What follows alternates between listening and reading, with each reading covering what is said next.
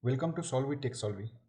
Today we are looking at remove duplicates from sorted array problem. This is also falls under category of two-pointer problems. So let's see what the description says. Given an integer array sorted in non-descending order, remove the duplicates in place such that each unique elements appear only once.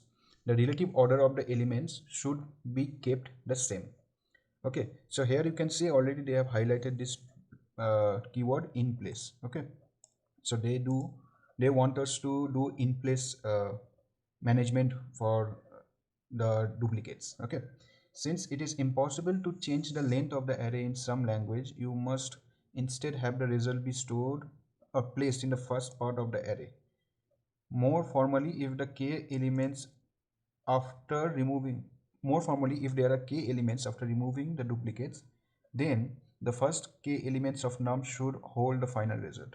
It does not matter what you leave beyond the first k elements. So and return k after placing the final result in the first k slots of num.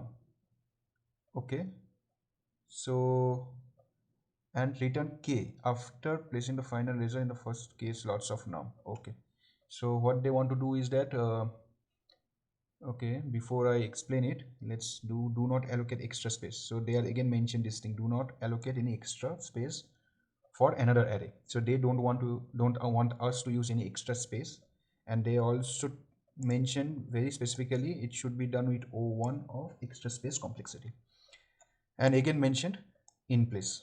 Okay, so I think let's explain you the examples. So here you can see the list is given nums containing 1 1 2, and the output given as 2.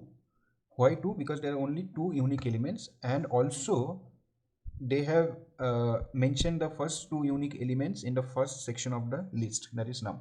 Okay, and remaining they have placed as dash.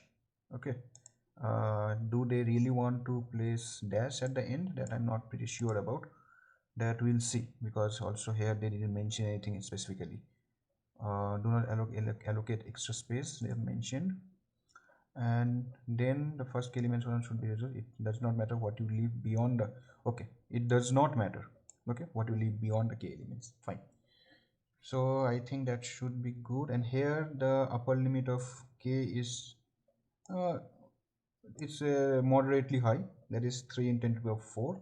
So obviously they don't want us to reach any kind of O of n square complexity. They want us to solve within O of n only, and the values of each elements ranges from -100 to 100. So okay, that's quite decent.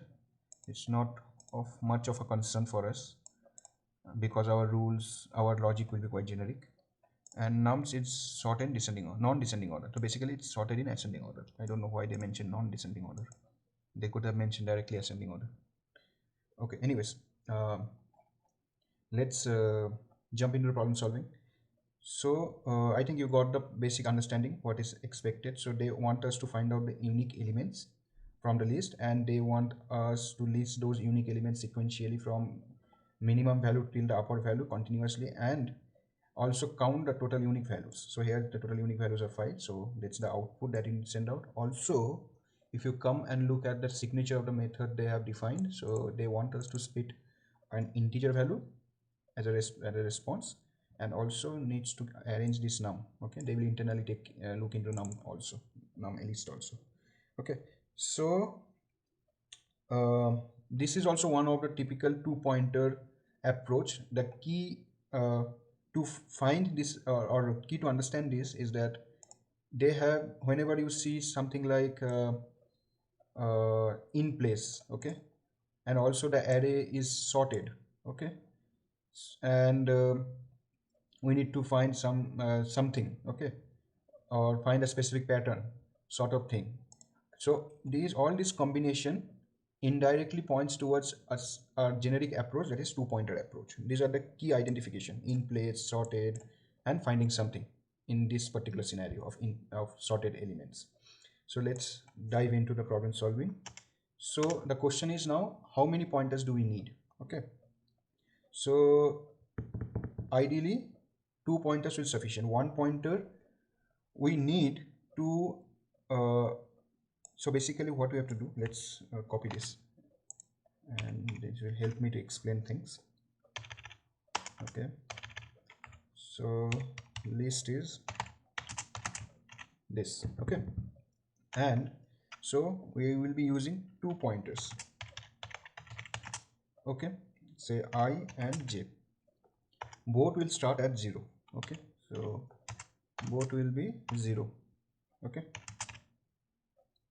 and so I will take care of the current location uh, up to which the unique elements are filled up. Okay, and j will take care of the new unique element that it uh, came across. Okay, so basically in other words, I will give us an identification or give us the knowledge of the location or the index where we should fill up with the new elements, and j will seek for the new elements in the list. Okay, so both will start with 0, and in fact we can do one thing, j can start from 1. Okay, directly, because ith location will be same, because the first element will not going to change. Second element onwards the change will come. Okay, so let's dive into coding. I guess the whole idea is kind of clear. With if there are some specific doubts, that will also get clear while we do the coding. So let's dive in. Okay, so I and j equals to 0 comma 1 as we mentioned, and then what we need to do, we need to have some kind of while loop. Also we need to have do we need any special separate variable to maintain the count? I don't think so, because we are already maintaining an I, right? And it's already maintaining the position till which unique elements are got filled. Probably we can use this itself while it ends. So we don't need any other variables. And so we need a loop with a condition that j less than nums of what will be it? Nums sorry, length of nums. Okay, and that's it for the loop. And okay, so now we have to define the conditions. Okay, so first we need we need one condition for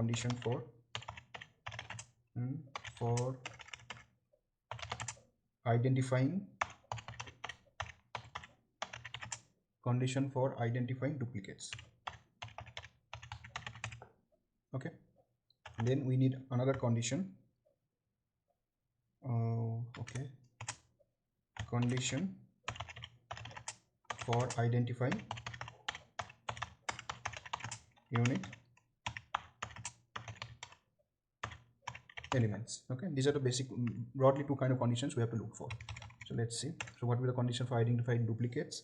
If say j, if okay, nums j equals to j minus 1.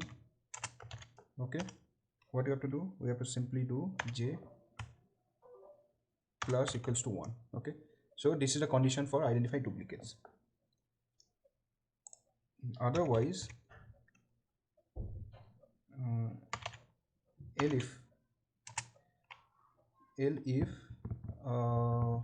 okay, else we can directly write else what will happen, we if j is not equals j minus 1, that means we have identified some unique elements, and that being identified, what we have to do, we have to increment I plus equals to 1, and nums of I equals to nums of j. Okay, and that being said, we have to do j plus equals to 1. Okay, and so one thing we can see, in both the condition j plus equals to 1 is happening. Okay, so I think what we can do, we can normalize this let's make this a default statement for both the scenario. And instead of checking for equals to, what we can do, we can make it not equals to. And so basically we are checking for unique elements directly. Okay, and that's it. So this should solve our problem. Okay, now coming to the solution part, we have to return the number of elements that are unique. So return I plus 1. That should be it. Let's try to run it. So it got accepted. Try to submit it, and voila, it's done. Hope you like this session. Don't forget to like and subscribe, and stay tuned for more.